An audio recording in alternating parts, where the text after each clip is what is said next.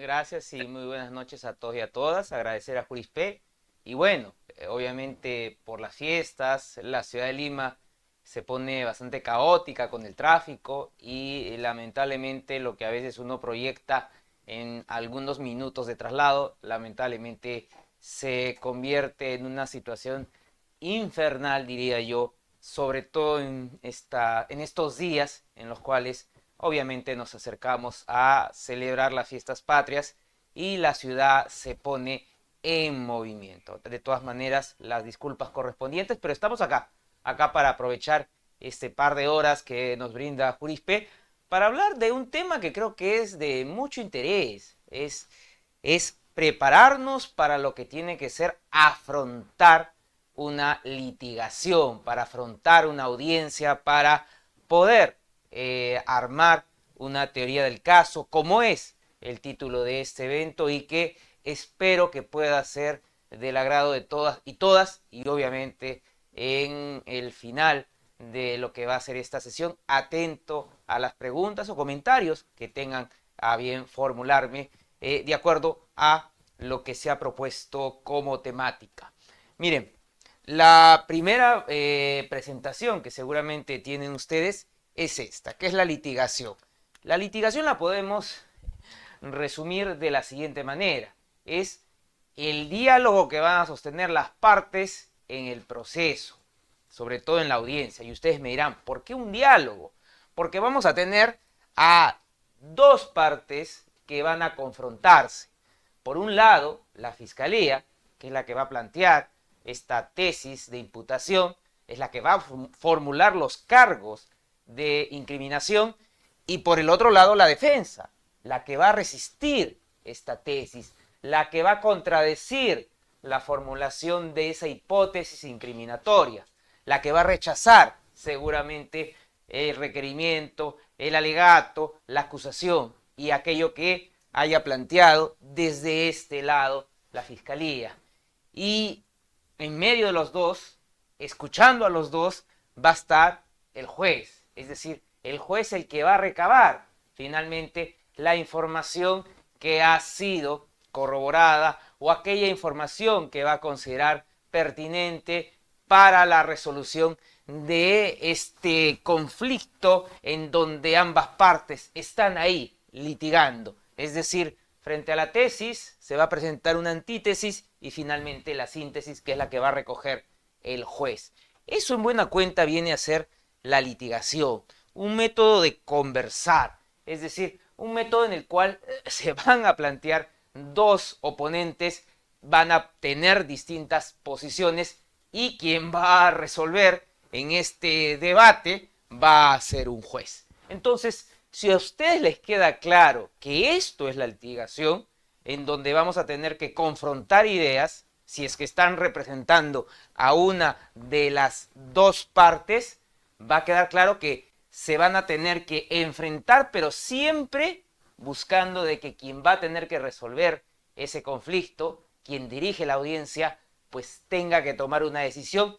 Y toda esta argumentación, toda esta litigación que seguramente vamos a emplear en el desarrollo de las audiencias, siempre tiene que estar dirigido hacia él, hacia quien está bajo la dirección de esta audiencia. Entonces, esa es la litigación, una forma de conversar. Y para entender entonces la litigación, y seguramente bastantes lo habrán escuchado, se necesitan tener técnicas. Es por eso que hoy vamos a desarrollar una de ellas, una que creo que es de las más importantes, que es la teoría del caso. Vamos a aprender cómo estructurarla, cómo presentarla y a partir de ahí cómo se van a guiar nuestras siguientes actuaciones en lo que viene a ser la litigación. Pero para llegar a ese momento tenemos que definir qué es una técnica, es decir, qué es lo que vamos a entender como una formulación de una técnica. Si yo lanzara esta pregunta, seguramente encontraría varias respuestas. Yo me quedo con esta siguiente. Es una forma de actuar ordenada que consiste en la repetición sistemática de ciertas acciones. Es decir, estas acciones que las vamos a adquirir, las vamos a aprender a partir de que vamos a comenzar a repetirlas. Y a partir de que la comenzamos a repetir, la vamos a ir perfeccionando, ¿no? La construcción de una teoría del caso, la presentación de una teoría del caso, finalmente es el conjunto de estas actividades que vamos a hacer el día de hoy y que si ustedes las repiten constantemente, la van a aprender. Y obviamente, luego de que la aprendan, la van a ir perfeccionando. Entonces, esa es una técnica. Pero si quisiéramos decir, la técnica es suficiente, no, porque ¿a dónde tendríamos que dirigirnos? A tener una finalidad, un objetivo, un norte. ¿A dónde vamos a apuntar? Y eso es tener una estrategia. ¿Qué es la estrategia? Es esto, un conjunto de acciones que llevan a cabo para lograr un determinado fin. ¿A qué me quiero referir? No es suficiente tener esa técnica aprendida. Creo que si algo podemos aprender el día de hoy es que es muy importante saber construir una teoría del caso, pero también es muy importante saber qué es lo que queremos con esta teoría del caso, porque la estrategia es lo que probablemente va a diferenciar que podamos tener un resultado exitoso en la litigación, porque en este salón virtual seguramente habrán estudiantes, seguramente habrá quienes ejercen la defensa o desde el lado de la fiscalía, pueden ustedes aprender la técnica de armar, construir y presentar una teoría del caso, pero no es suficiente. ¿Qué es lo que ustedes buscan con esa teoría del caso? Entonces, ¿a dónde ustedes están marcando aprendiendo esta teoría del caso? Obviamente queda claro que la fiscalía, pues en la acusación lo que está buscando es que se pruebe los aspectos fácticos, los hechos que presenta en la acusación a través de la actuación de la prueba. Pero la estrategia de la defensa va a ser distinta, como lo vamos a ver. Es decir, va a haber distintas posiciones dependiendo del lugar en el que nos encontremos. Obviamente que si estamos en la defensa, probablemente va a haber distintas formas de plantear una estrategia de defensa o diversas alternativas a lo que se le puede estar ofreciendo a la persona a la que se está defendiendo. Esto lo vamos a ver en algunos minutos. Entonces, recordemos, cada vez que vamos a hablar de la litigación, ¿qué va a suceder? Tiene que ser la suma de esta técnica más una estrategia. No se puede tener la técnica sin tener una estrategia definida. Entonces la litigación es eso, la suma de una técnica más la suma de la estrategia. Es como que si, imaginémonos, un partido antes de ir a la siguiente presentación. Imaginémonos al mundo deportivo, ¿no? Quisiera que ustedes se pusieran el ropaje de un deportista. Vamos al fútbol, que probablemente es el más común para todos y todas. El mejor jugador del mundo va a ser, sin lugar a dudas, Lionel Messi en un momento determinado, fue en un momento determinado. Él es el jugador que probablemente tiene la técnica más virtuosa, pero para haber logrado tener esta técnica ha implicado de que él practique, que él adquiera ese dominio con el pie, con la cabeza y con las demás partes del cuerpo que sean necesarias para el traslado del balón. Entonces, ustedes también pueden aprender las técnicas de litigación oral.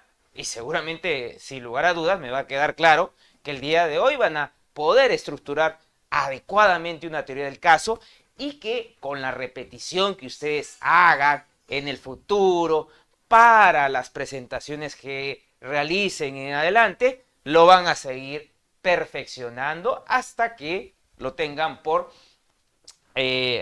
adquirida, y el desarrollo de la técnica de la presentación de un caso seguramente va a ser una situación corriente para ustedes. Pero, nuevamente, la técnica no podría existir sin una estrategia.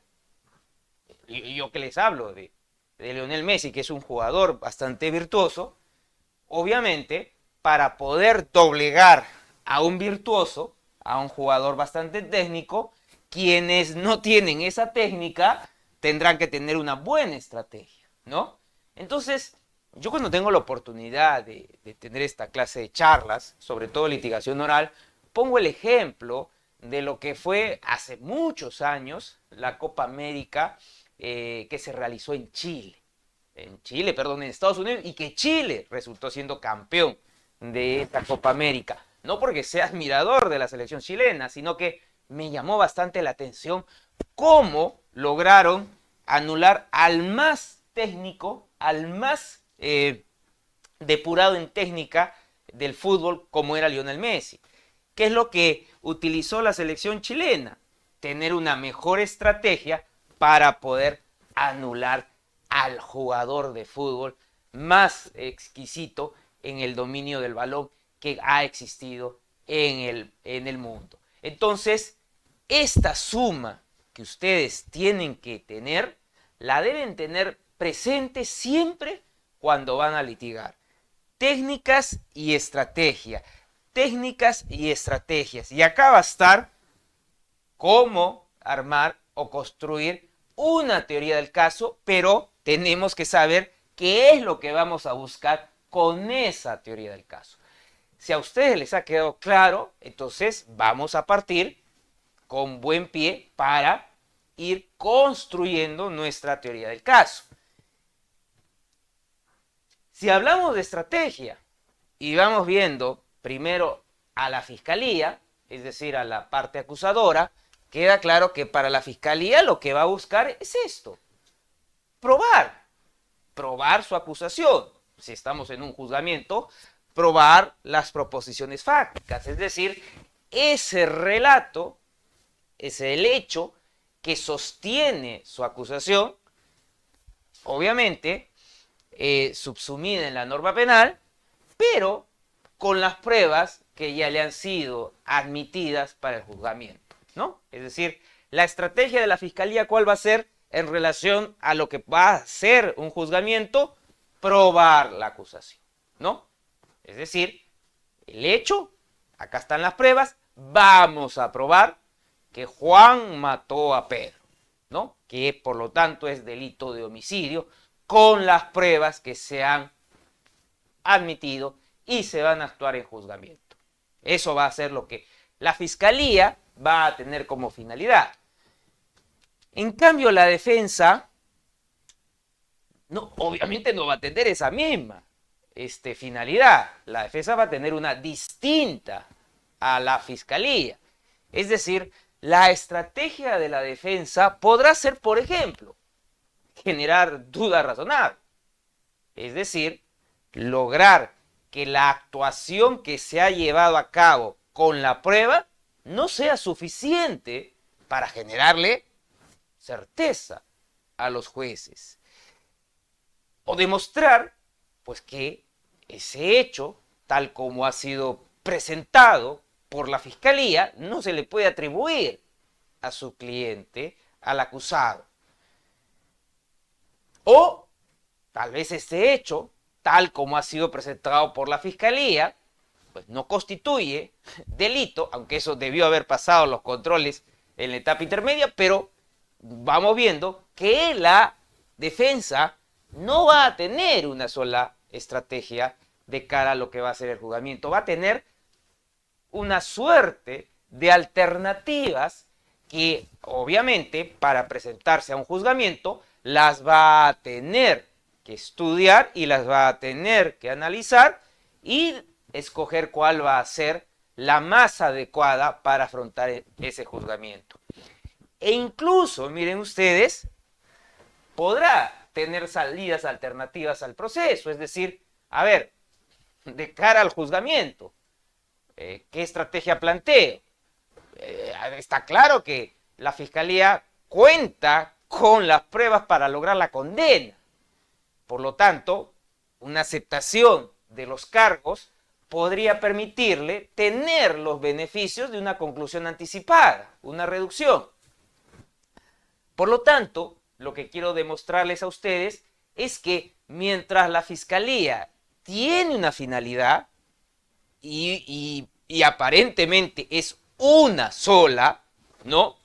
La defensa tiene una multiplicidad de alternativas, es decir, las estrategias de cara a lo que va a ser un juzgamiento, de cara a lo que va a ser la litigación en juzgamiento, van a ser múltiples para la defensa o para las defensas.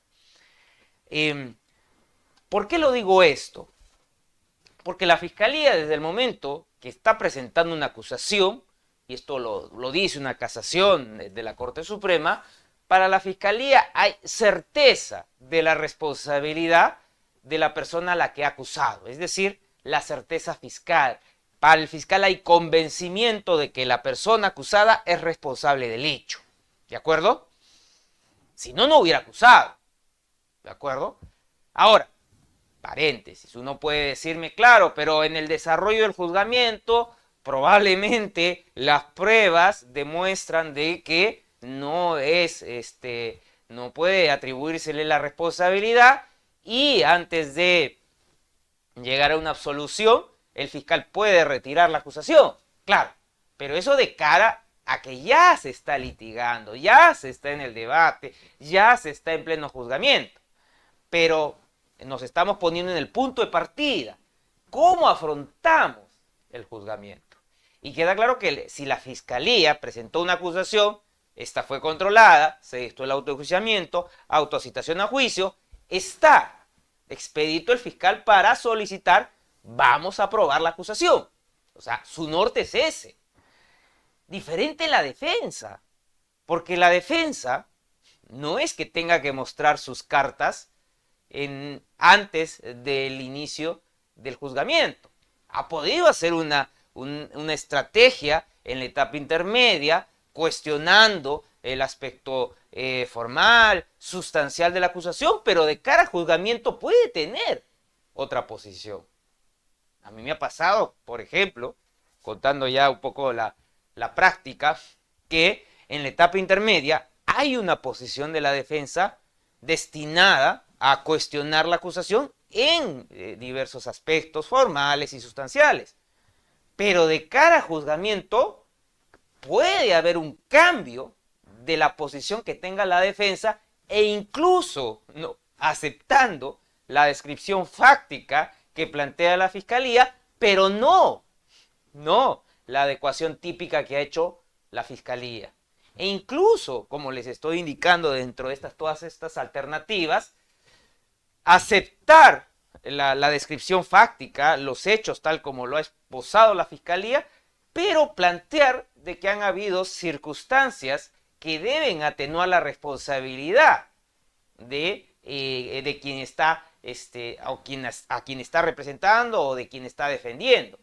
Es decir, lo que quiero que les quede claro es que cuando vamos a construir una teoría del caso, va a depender desde qué lado de la calle nos encontramos. Si nos encontramos en la vereda de la Fiscalía, aparentemente va a ser un solo camino, como el caballo que termina corriendo por la carrera y solamente ve una dirección. En cambio, la defensa no. La defensa tiene varias alternativas, opciones, que no necesariamente se van a agotar en estas que yo les estoy mencionando. Pero, que les quede claro, para la construcción de una teoría del caso, va a depender en qué lado de la cancha nos encontremos. ¿De acuerdo? Lo que sí van a compartir es esto, las técnicas. Las técnicas en relación a lo que conocen, teoría del delito, la prueba y la argumentación, ahí obviamente van a expresar todos estos conocimientos adquiridos. Y en lo que nos interesa a nosotros para el curso del día de hoy, en la teoría del caso, ¿no? En las técnicas de litigación que van a ser teoría del caso, técnicas del examen, contraexamen, en fin. Es decir, van a compartir estas mismas técnicas, estos mismos conocimientos que se adquieren y se tienen que ser constante en su preparación, tanto la fiscalía como la defensa van a tener que esbozar una teoría del caso. Algunos le van a decir, bueno, la teoría del caso de la fiscalía es su acusación, ¿no? Porque en la acusación ya la fiscalía plasmó lo que tiene.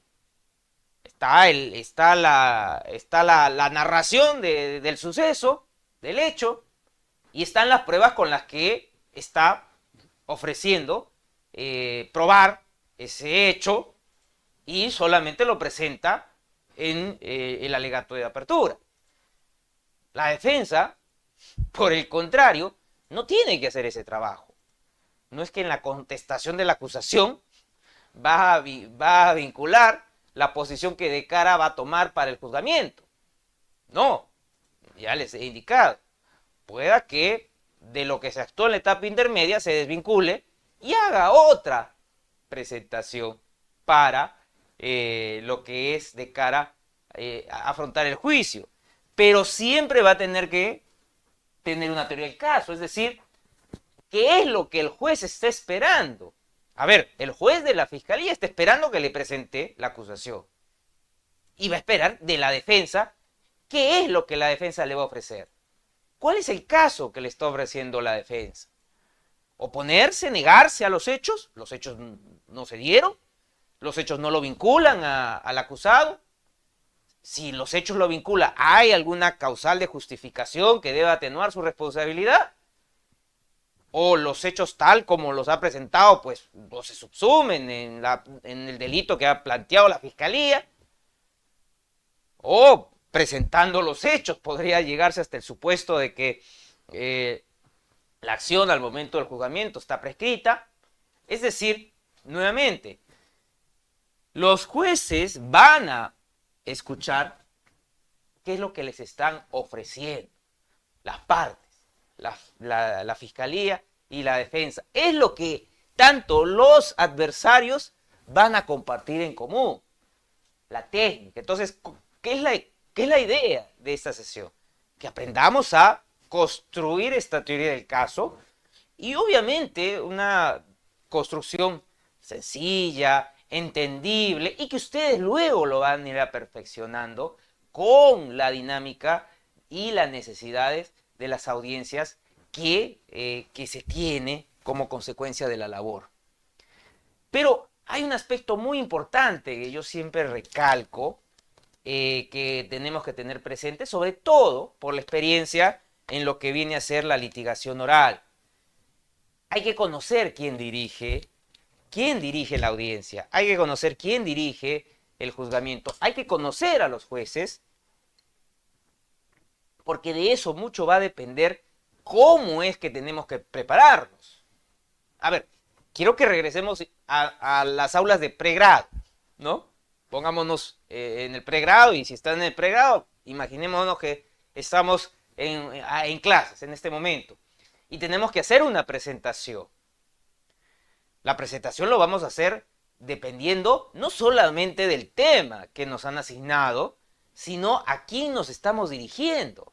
Porque si hay un docente, pongo en este supuesto, que va a ser muy exigente en relación al tiempo, a la doctrina, a la jurisprudencia que se debía revisar, pues a los criterios de evaluación que nos tendría que dar con anticipación, pues vamos a hacer esa presentación de acuerdo al marco esperado por él.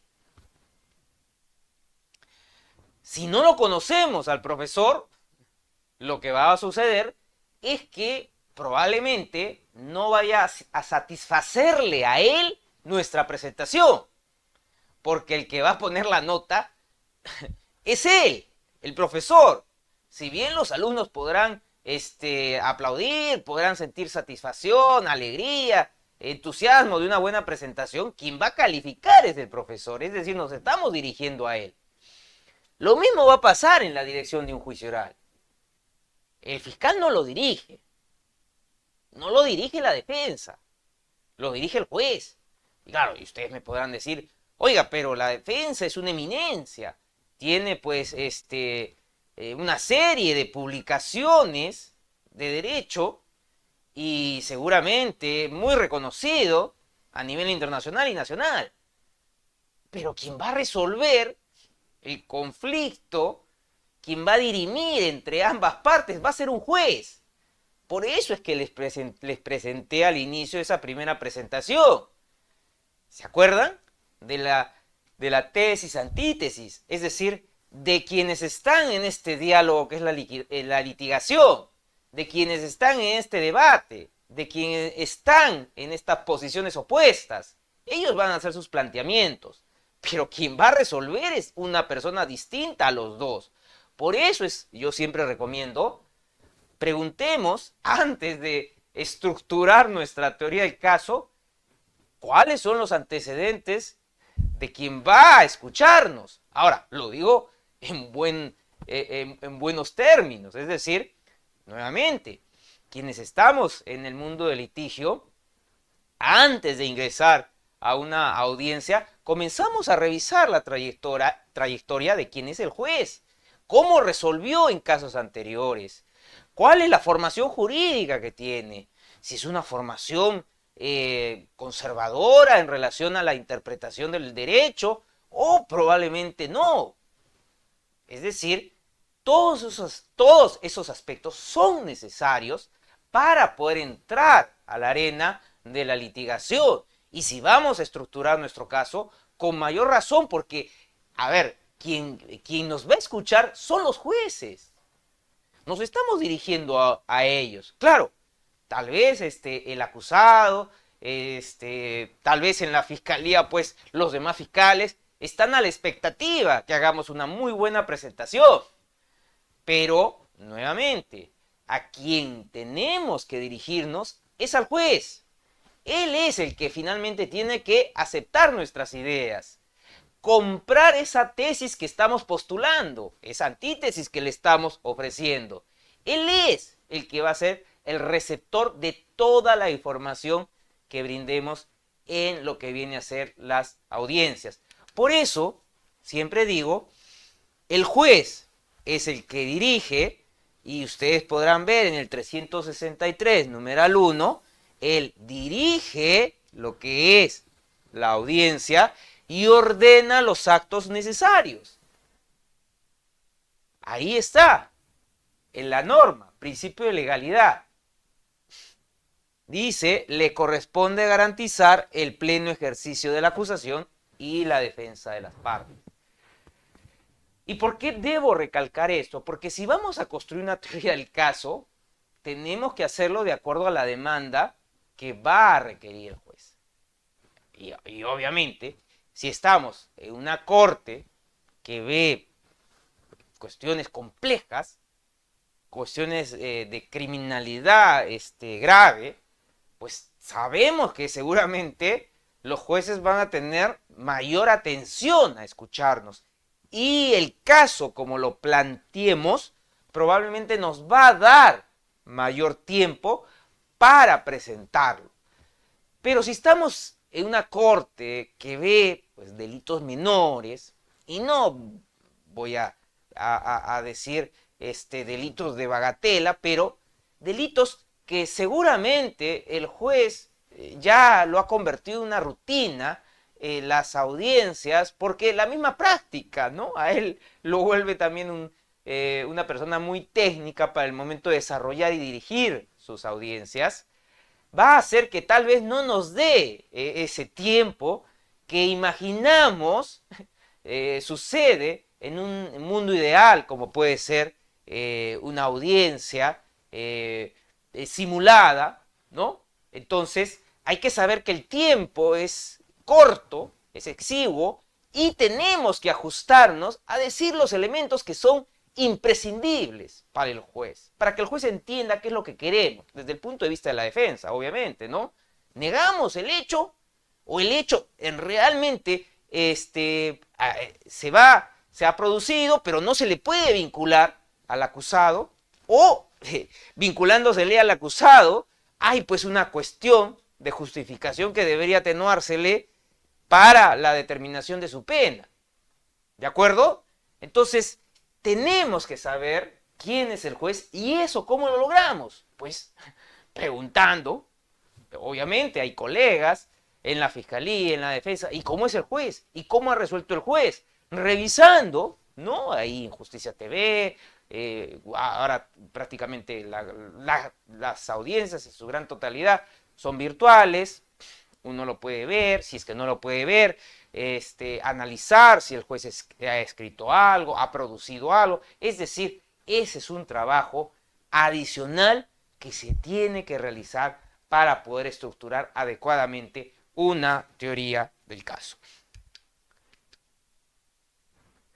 Y acá lo dice Eugenio Raúl Zaffaroni, ¿no? El jurista argentino, que fue magistrado de la Corte Interamericana de Derechos Humanos. Él dice, cada juez tiene una cosmovisión, una forma de ver el derecho. Puede ser a veces más conservadora, en otros casos más liberal, más progresista, que no hay nada de malo a reconocer que en el Poder Judicial hay una pluralidad de la concepción que se tiene del derecho, ¿no? Ahorita a continuación vamos a ver la diferencia entre lo que tendría que ser un juez garantista, un juez activista, es decir, tenemos que conocer quién es el juez. Y lo digo en buenos términos, no para que me malinterprete, sino tenemos que hacer un estudio de quién va a resolver nuestro caso, ¿no? Entonces, si esta persona, y repito, en lo básico, no tiene tiempo porque tiene una agenda cargada, porque su juzgado es uno de los juzgados que más juzgamientos ve de toda la corte, y sobre todo porque hasta el órgano disciplinario ya le está haciendo pues un inventario de cuáles son las audiencias y el tiempo que se está demorando en llevar las mismas. Lo que nos va a dar a entender como litigantes que el juez no va a tener tiempo. Y si el juez no va a tener tiempo, tenemos que ser inteligentes y brindarle la información esencial, importante, lo que él necesita. No adornar nuestro discurso innecesariamente, sino presentar. A esto apuntamos, señor juez. Esto es lo que para el interés que defiendo me es imprescindible que usted lo pueda entender. Bueno, y Adolfo Alvarado Belloso, otro argentino, dice que en el mundo se ha instalado este debate, ¿no? Esta contradicción entre garantismo y activismo. Lo vamos a definir a continuación así.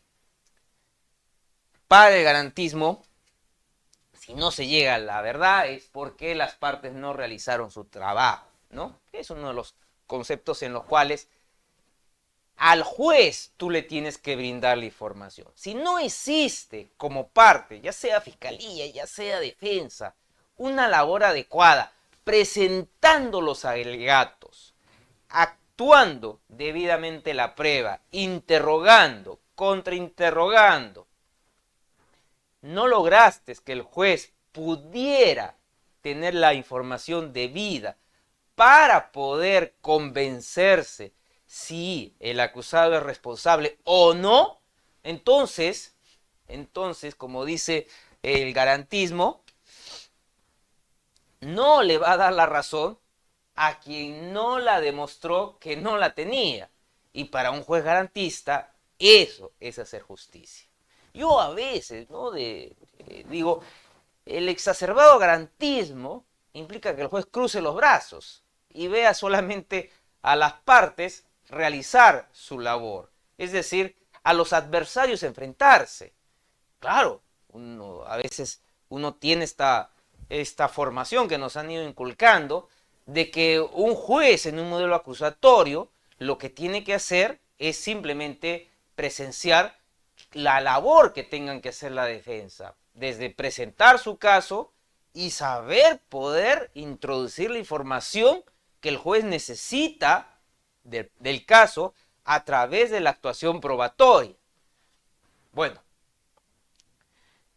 pero si así tenemos esta concepción de que el juez debe tener esta forma de proceder, queda claro que va a haber mayor exigencia de las partes, Porque si es un juez que no va a intervenir, como lo vamos a ver a continuación, que es el juez activista, si el juez no va a tener una intervención, porque lo habilita también el Código Procesal Penal a través de las pruebas aclaratorias, a través de la dirección que él mismo tiene. A continuación lo voy a explicar cuando hablemos de la siguiente posición, el activismo.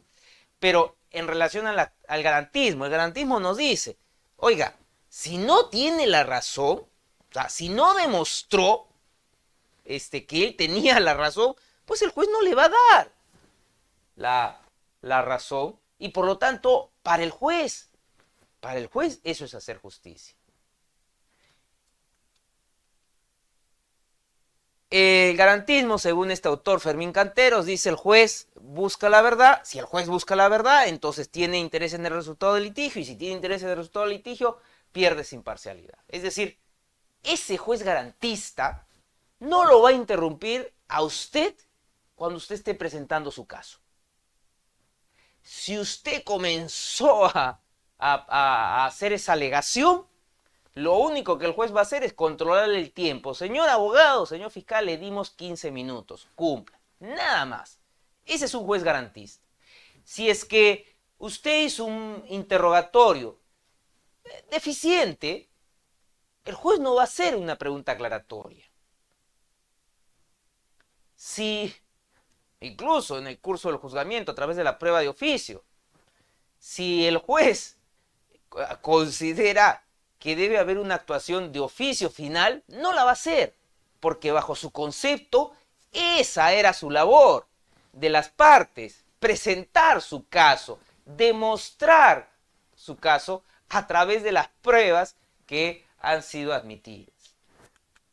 Por el otro lado tenemos el activismo. ¿Y el activismo qué implica? Bueno, ya últimamente bastante criticado, ¿no? Hay una casación de la Corte Suprema que, bueno, un comentario, ¿no? Que a través de esta decisión cuestionó a los jueces de primera instancia, sobre todo de la Corte Nacional Especializada, por desvincularse de las normas que ha dado el legislativo e indicando de que el activismo no debería ser promovido. Bueno, pero ¿qué implica el activismo? Según Fermín Canteros, que es el autor al que yo me estoy remitiendo, que el juez va a buscar la verdad aun cuando las partes no hayan colaborado en la búsqueda. Es decir, oiga, usted está presentando su alegato, usted está presentando su caso, pero al juez le generó dudas. Usted no señaló el lugar en donde, según la fiscalía, ocurrió el hecho. Entonces, ¿qué va a hacer el juez cuando usted está presentando su caso? Un momento, señor o señora fiscal, le va a decir. ¿Usted puede indicarme dónde ocurrió ese hecho con precisión? O a la defensa. La defensa está ahí presentando su caso y de repente, disculpe que le interrumpa, abogado o abogada. ¿Qué es lo que está planteando? ¿La negación del hecho o que el hecho no se le puede vincular a su cliente? Es decir, va a intervenir en lo que en el garantismo los va a dejar ustedes hablar. El juez activista no, los va a interrumpir. Y ahí es lo que yo hago también la siguiente recomendación. Cuando estructuremos un caso y tengamos un juez activista o un juez que le interese intervenir en el litigio, como dice el activismo, en búsqueda de la verdad, no nos incomodemos. Por el contrario, él es el director. Entonces hay que saber que para el juez garantista, nuestro caso va a ser inmutable. No va a haber ninguna consulta de parte del juez, ninguna interrupción de parte del juez, ninguna pregunta para que le aclaremos al juez, ninguna interrogante para que le precisemos al juez. Pero en el activista es probable que sí nos interrumpa, y si no le quedó claro la estructura de nuestro caso, seguramente nos va a interrumpir, nos va a pedir que le aclaremos, nos va a pedir que le precisemos. Y es normal, él es el director del juicio, hemos visto la base legal. Tiene toda la facultad para dirigir la audiencia de acuerdo a la convicción que él tenga del derecho. Si su convicción es garantista, no nos va a interrumpir. si su convicción es activista, va a utilizar esa herramienta de la norma para pedirnos precisiones. De la misma manera, si es un interrogatorio sí fue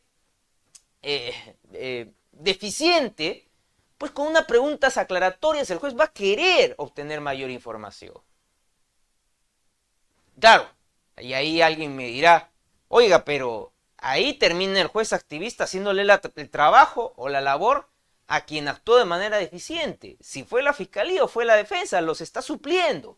No, no es que los está supliendo, sino que tiene la dirección del juzgamiento. Ustedes lo han visto en la norma que les he mostrado. Lo que pasa es que la concepción que él tiene del derecho es buscar la verdad. Él, como parte de la labor del juez, es descubrir la verdad, aun cuando las partes no hayan colaborado. Él lo entiende de esa manera. Entonces, si vamos a construir un caso, ¿no? Como lo vamos a hacer hoy día, tenemos que ver en qué casa nos encontramos. Me imagino que si a ustedes le dicen, vamos a construir una casa, pues vamos a tener que ver el terreno, vamos a tener que ver las condiciones que rodean ese lugar en donde vamos a poner el cemento, el ladrillo.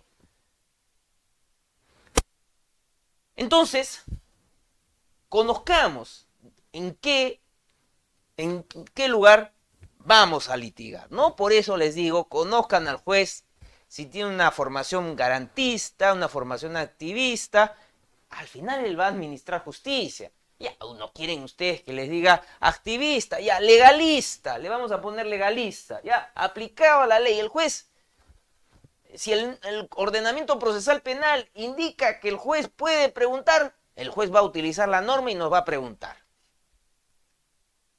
Bien. Lo otro que hay que entender, ¿qué es lo que se busca en el proceso? Porque si en el proceso lo que se está buscando es simplemente resolver un conflicto, bueno, entonces el juez lo que va a hacer es escuchar a las partes. Es decir, que las partes presenten sus alegaciones y las partes puedan hacer la actuación probatoria que necesita el juez. Pero si entendemos que es la búsqueda de la verdad, y ahí sí nos va acercando a un juez que va a intervenir, entonces nos tiene que quedar claro que nuestra presentación va a ser dirigida por un juez que nos puede interrumpir.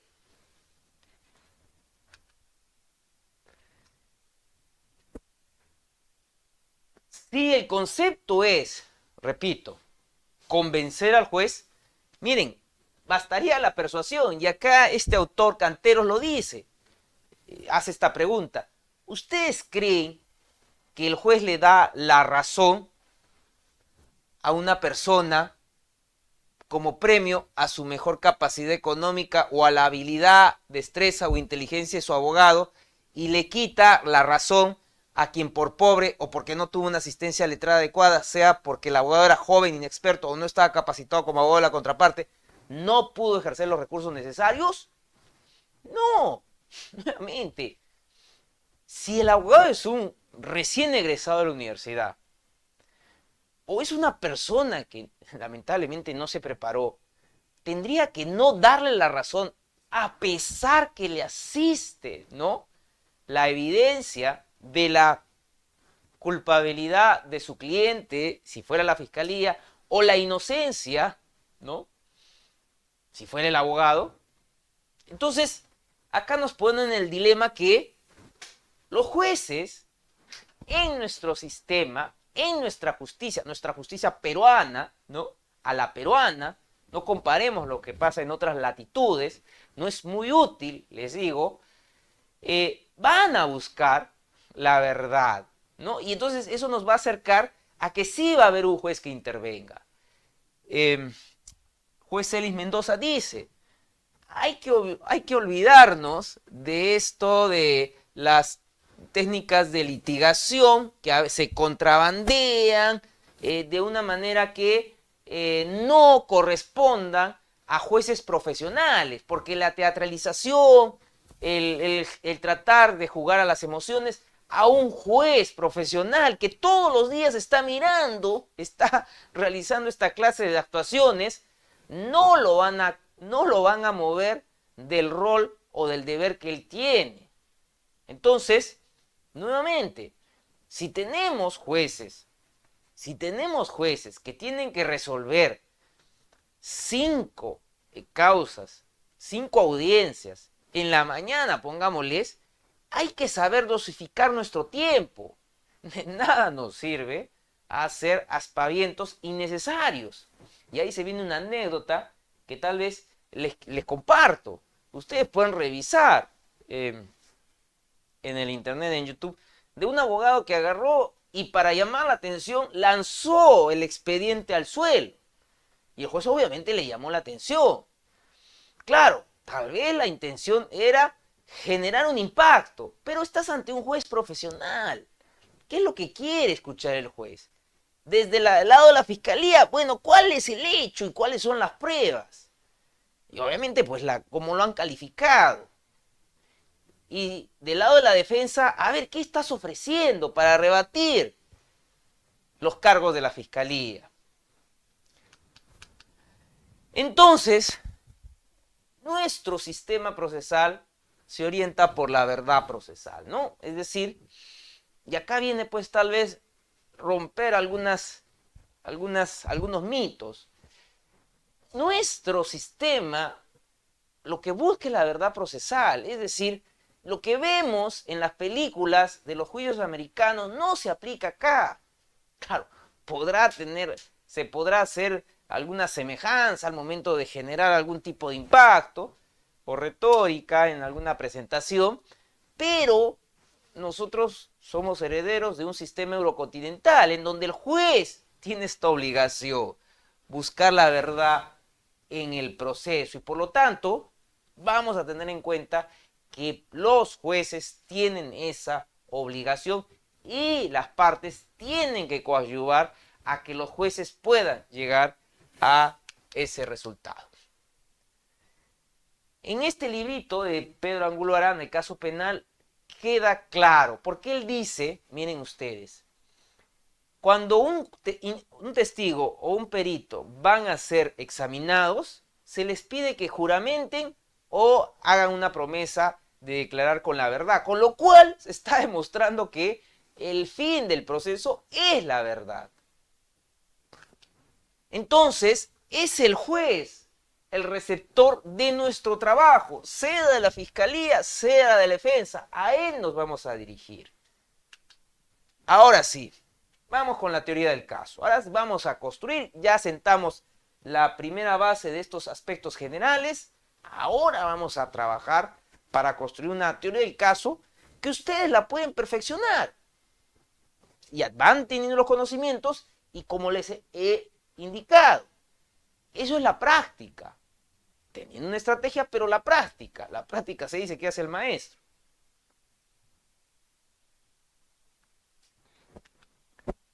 Teoría del caso. La teoría del caso es esta guía que tenemos que tener de qué es lo que estamos buscando, ¿no? Y va a ser útil para las actuaciones que se van a llevar a cabo en el juzgamiento. El alegato de apertura, en donde es la presentación de nuestro caso, pero que cuando actuemos la prueba, el interrogatorio tiene que estar dirigido precisamente a lo que ofrecimos que se va a probar. De la misma manera el contrainterrogatorio, porque la otra parte también va a presentar su caso. Entonces, a través del contrainterrogatorio, ¿qué es lo que vamos a buscar? Desacreditar esas respuestas de los testigos, de los peritos, es decir, de la prueba que la defensa ha ofrecido. Y finalmente, nuestro alegato de clausura. Es decir, la teoría del caso es ese plan de trabajo, esa guía, esa estructura, que es lo que queremos. ¿Qué es una técnica? Claro, la vamos a aprender, pero también es una estrategia. ¿A dónde vamos a ir? ¿De qué se compone la teoría del caso? Vamos a ponerlo desde una perspectiva sencilla, pero también desde una perspectiva técnica. ¿Qué implica? Primero, tener la capacidad de describir los hechos. ¿Cuáles son los hechos? Tenemos que tener esa capacidad de relatar, como que si estuviéramos relatando una historia. Los jueces quieren escuchar, sobre todo la fiscalía, quieren escuchar la historia, el suceso que ocurrió, el hecho del delito, quieren escucharlo. Pero si la defensa tiene una historia distinta, también tiene que tener esa capacidad para relatarla. Técnicamente van a ser las partes, las afirmaciones fácticas, ¿no? Las actividades cognoscitivas, ¿no? Es decir, esa afirmación, sobre todo mayor carga para la fiscalía, el proceso de conocimiento que se llevó a cabo en la investigación, lo comienza a depurar a través de estas afirmaciones que va a presentar la fiscalía. Y si tenemos el relato fáctico, ese relato tiene que tener congruencia con la norma penal, es decir, con el código penal, es decir, ese proceso de subsunción, de calificación, la vinculación normativa, si queremos hablar técnicamente. Y finalmente, ¿cuáles son las pruebas? ¿No? Porque, a ver, si tenemos la descripción fáctica, si tenemos ese relato, pues ese relato no es una invención de la parte, no es una invención de la fiscalía. Ese relato distinto a la fiscalía que presenta la defensa no es una invención de la defensa. Debe tener un sustento probatorio. Comentario aparte, claro, la defensa puede hacer diversas postulaciones. La fiscalía no. Si la fiscalía tiene pruebas, solamente se tiene que sostener en esas pruebas, deber de objetividad. Si no hay pruebas, no debería acusar. La defensa tiene un abanico de alternativas. Y para la defensa, refutable, ¿no? Entonces, así se estructura un caso.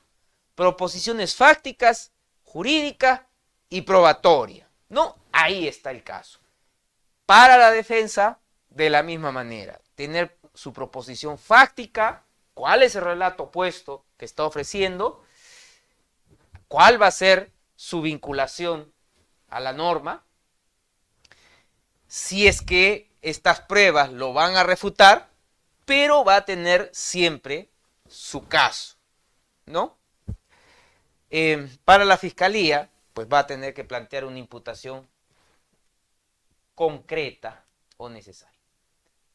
Según el manual del plan de investigación, acá les estoy dejando la resolución de la Fiscalía de la Nación 1590-2011, teoría del caso, esto ya lo positivizó la Fiscalía de la Nación, nos habla que hay una teoría fáctica, que es la descripción de los hechos, hay una teoría jurídica, este análisis que se hace en base a la norma, y hay una teoría probatoria, que son el ofrecimiento probatorio, todo lo cual nos lleva a tener proposiciones fácticas, jurídicas y probatorias. Es decir, ¿qué es una teoría del caso?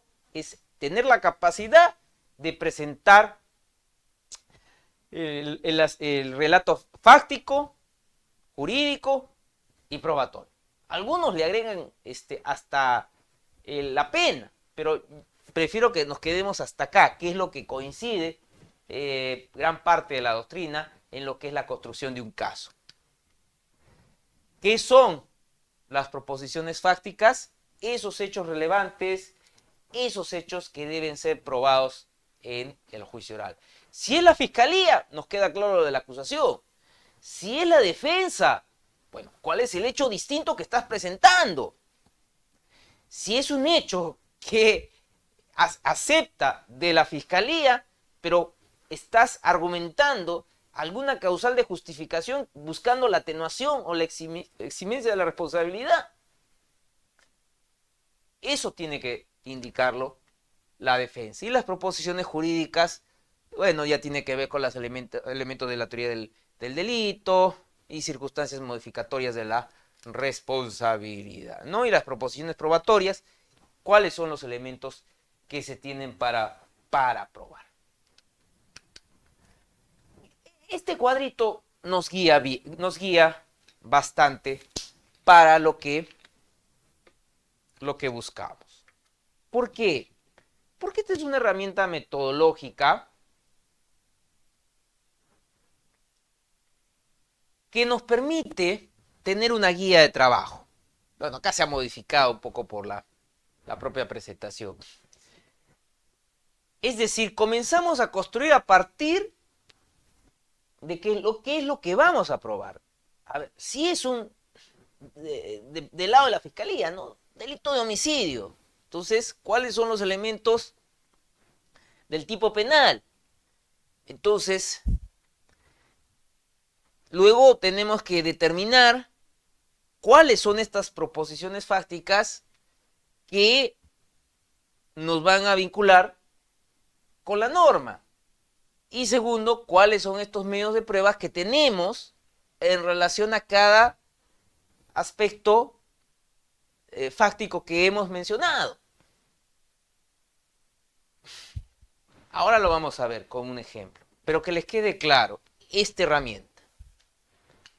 Acá, ahora sí, acá lo vamos a trabajar mejor.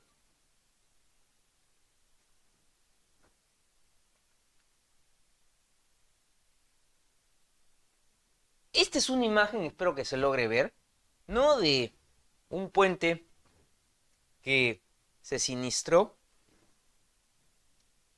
y que tendría que obligarle al fiscal a que lo pueda describir, ¿no? Y obviamente estas preguntas, como dicen las preguntas de oro de la criminalística, nos debería dar la respuesta. Es decir, si queremos describir un hecho, deberíamos tener la capacidad de responder cada una de estas preguntas. El qué, quién, cómo, cuándo, dónde, con qué, por qué. Y obviamente que si estamos hablando de una obra pública, inmediatamente nos ubicamos en los delitos contra la administración pública. Yo escogería, por ejemplo, el 384, segundo párrafo del delito de colusión. Y estos son los elementos del tipo penal. La determinación de un sujeto activo, ¿no? ¿Quién va a ser el sujeto activo? Solamente un funcionario de un servidor público. Entonces, ¿quién, no? ¿Quién fue? Sería la primera pregunta y la respuesta que tendría que estar en nuestro relato. ¿Cuál es el objeto del delito? La contratación pública. Entonces, tendríamos que preguntarnos, este sujeto, ¿no? Este sujeto activo, ¿cómo ha intervenido en esta contratación pública? Y nace la respuesta al cómo, ¿no? ¿Cómo es que intervino? Porque era funcionario de un comité de licitación. ¿Cuál es el verbo en el delito de colusión? La concertación que realizó, se concertó, ¿no? ¿Quién? El funcionario que estaba encargado de la contratación pública se concertó con el interesado. ¿Con quién? Ya respondimos otra pregunta.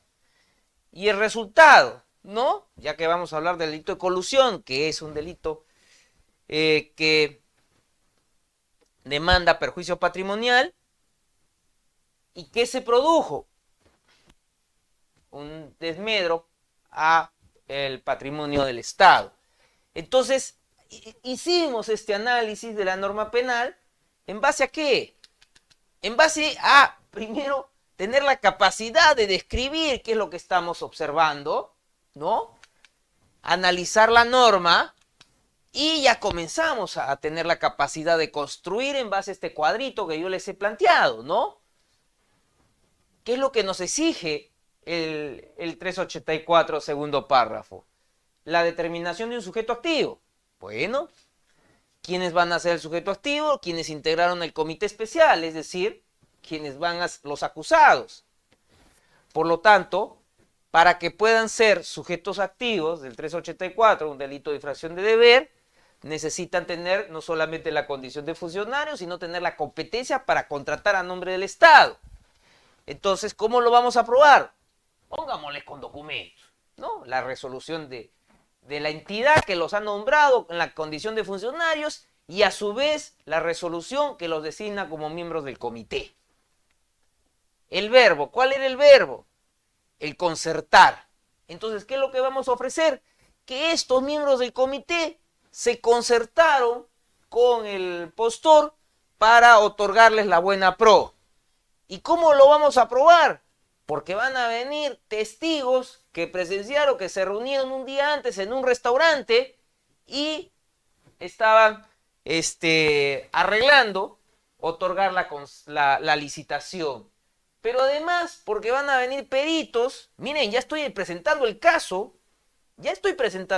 Si ustedes fueran los jueces, ya me estarían escuchando mi ofrecimiento probatorio, ya estoy presentando el caso. Van a venir peritos que han analizado el expediente de contratación y le van a decir a ustedes que hubieron sendas irregularidades al momento de la elaboración de las bases y la selección del postor ganador. Pero además van a haber documentos que acreditan de que no se dieron atención a las consultas ni a las observaciones, con lo cual terminaron perjudicando a los demás postores. ¿Cuál es el objeto del delito? Pues hay una contratación pública. ¿Cómo lo vamos a probar? Porque van a tener ustedes el expediente de contratación, que es el que han analizado los peritos y sobre los cuales se va a determinar las sendas irregularidades. Y finalmente, porque estamos hablando de una colusión agravada, hay un resultado que es un perjuicio patrimonial y van a venir los peritos, ¿a qué? A indicarnos cómo se sobrevaloró la obra y que finalmente se terminó pagando un sobreprecio. Esto que yo he hecho es presentar un caso. Claro, es más complejo, un poco más complicado, porque es un delito contra la administración pública. A veces ahí yo tengo también guardado, cuando hago esta clase de presentaciones, unos más simples, de lesiones leves. Pero, nuevamente, tendría esta misma dinámica. Recuerden, tratar de responder el qué, quién, cómo, cuándo, dónde, con qué y por qué. ¿Quién lo golpeó? ¿Cómo lo golpeó? ¿Cuándo lo golpeó? ¿Dónde lo golpeó? ¿Con qué lo golpeó? ¿Y por qué lo golpeó? ¿No? Entonces, eso nos ayuda a tener una estructura de qué es lo que tenemos que presentarle. Obviamente, teniendo pues un marco de acción o un parámetro de cuál es el tipo penal, el delito que se está imputando. ¿Para qué? Para que a partir de este parámetro, ¿no?, de la proposición jurídica que les estamos presentando a los jueces, cada afirmación que hagamos tenga correspondencia con los elementos del delito. Pero cada afirmación que se realiza tiene una correspondencia con una prueba que es la que se está ofreciendo, la que se está proponiendo, es esa oferta que se le está haciendo a los jueces de que se va a probar. ¿De acuerdo? Entonces, eso es lo que desde la Fiscalía se va a presentar y también desde el lado de la defensa, porque desde el lado de la defensa se podrá plantear de que quien ha sido acusado pues no tiene la condición para ser sujeto activo del delito de colusión. ¿Por qué?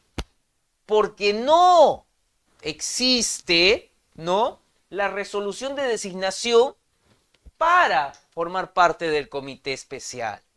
Y entonces, este cuadrito que es inicialmente utilizado para la Fiscalía nos sirve también para rebatir lo que la Fiscalía está presentando.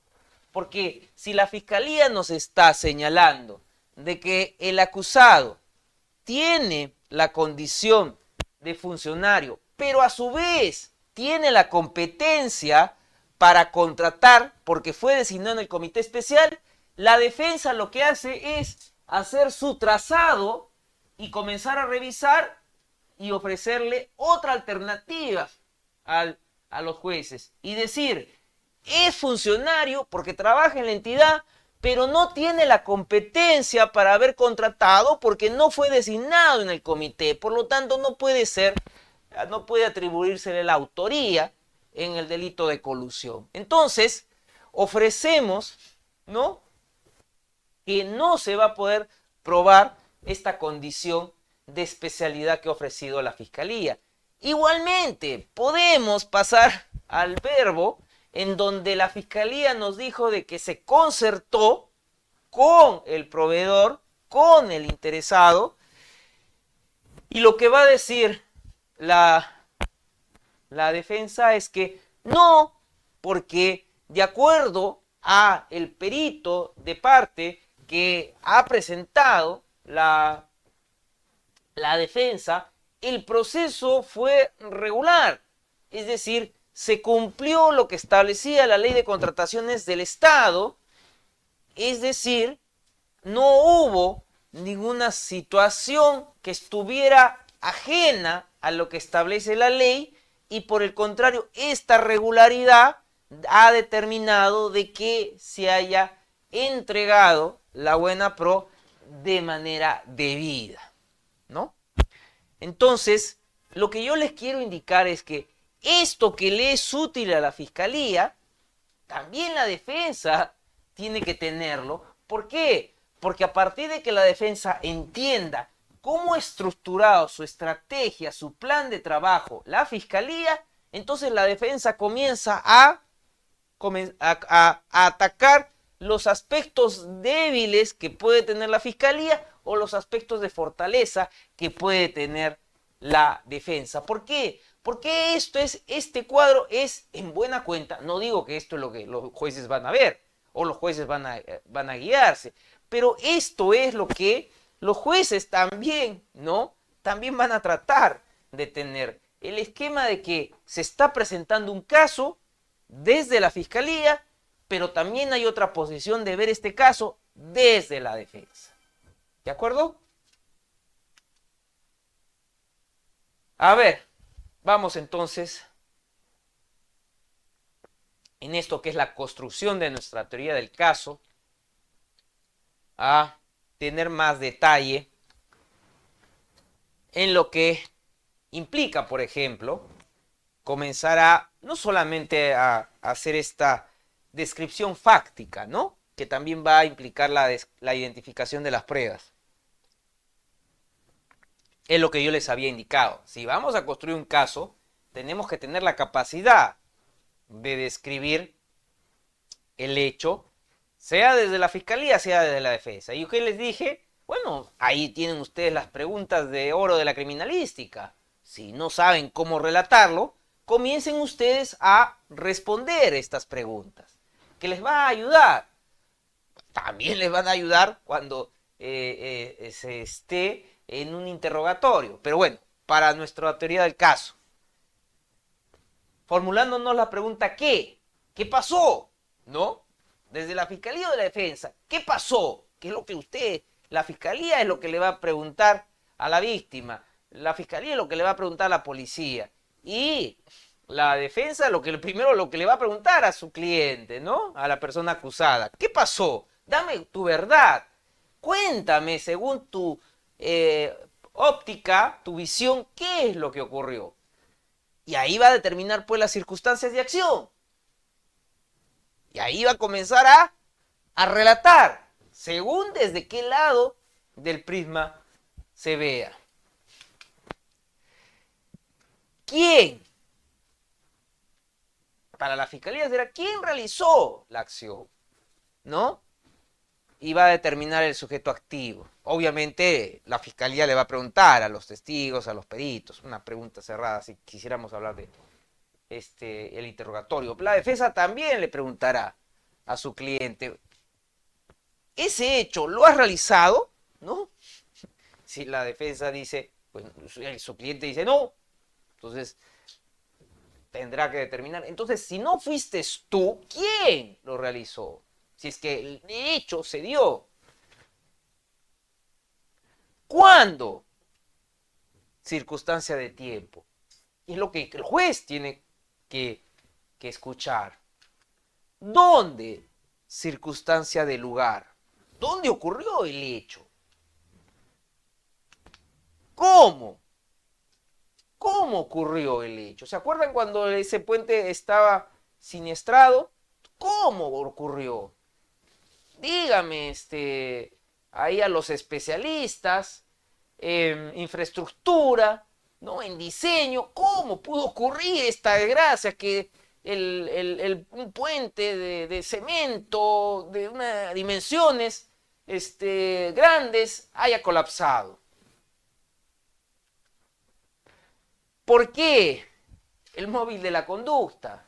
¿No? Si hubiera pues una situación de feminicidio, ¿no? ¿Por qué? ¿Por qué hubo esa acción que afectó la vida de la víctima? ¿Cuál es lo que lo movió? ¿A quién?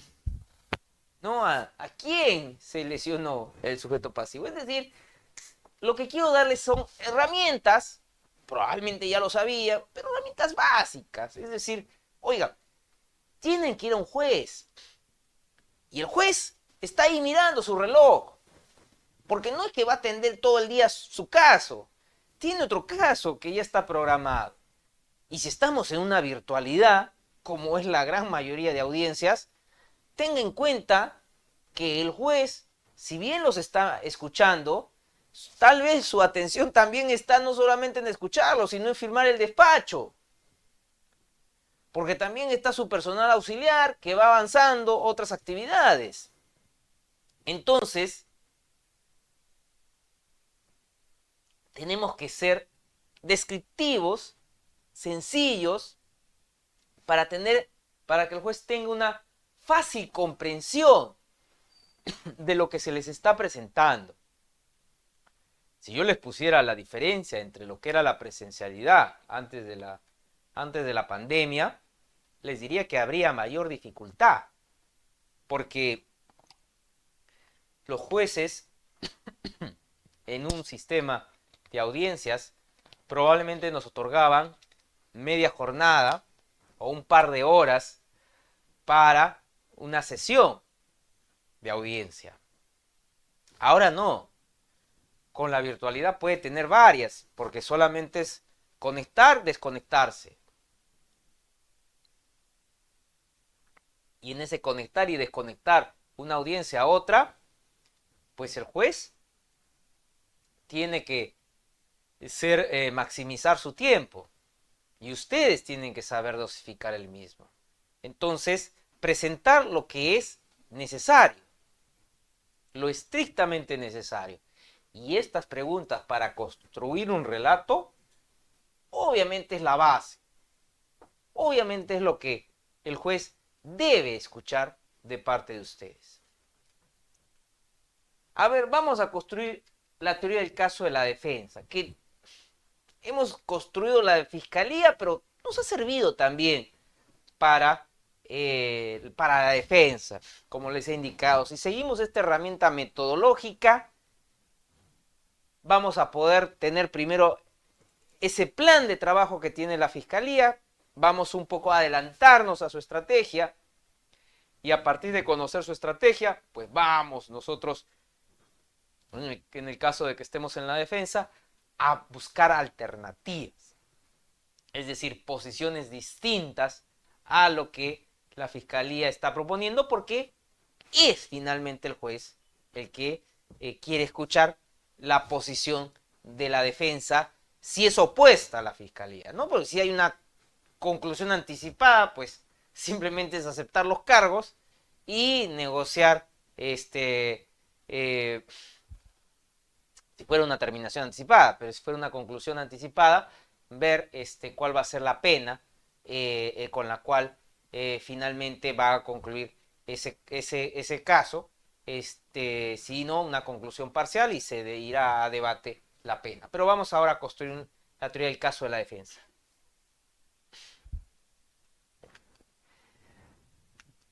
La defensa también va a tener una teoría del caso, solamente que los hechos que va a describir, ya lo había adelantado,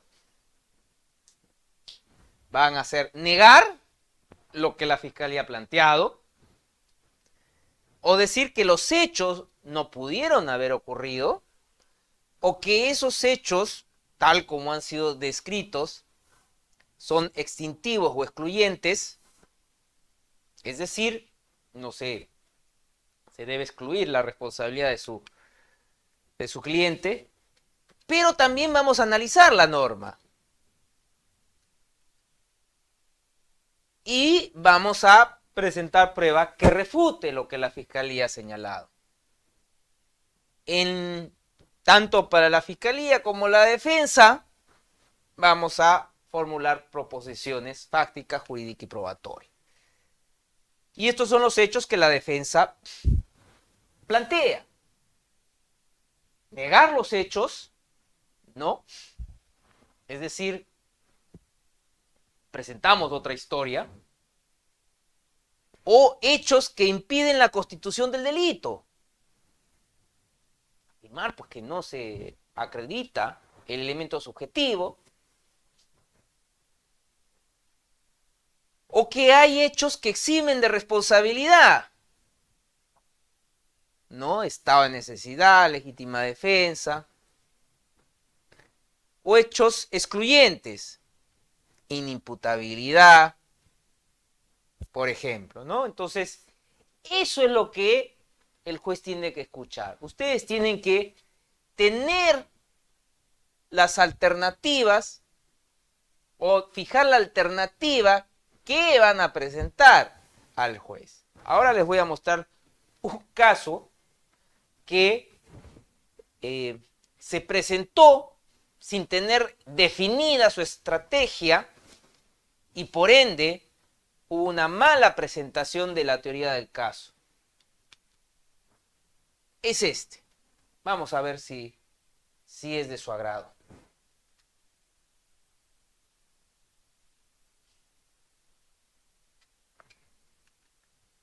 No sé si se ve bien esta imagen, pero esta imagen ocurrió hace algunos años. Les voy a relatar, ¿no? Porque, a ver, la construcción del caso es tener la capacidad de relatar la historia, desde el lado de la fiscalía o desde el lado de la defensa. A ver si yo les relato primero lo que la fiscalía presentó. Resulta que esta señora estaba ingresando con su unidad vehicular al aeropuerto de la ciudad de Lima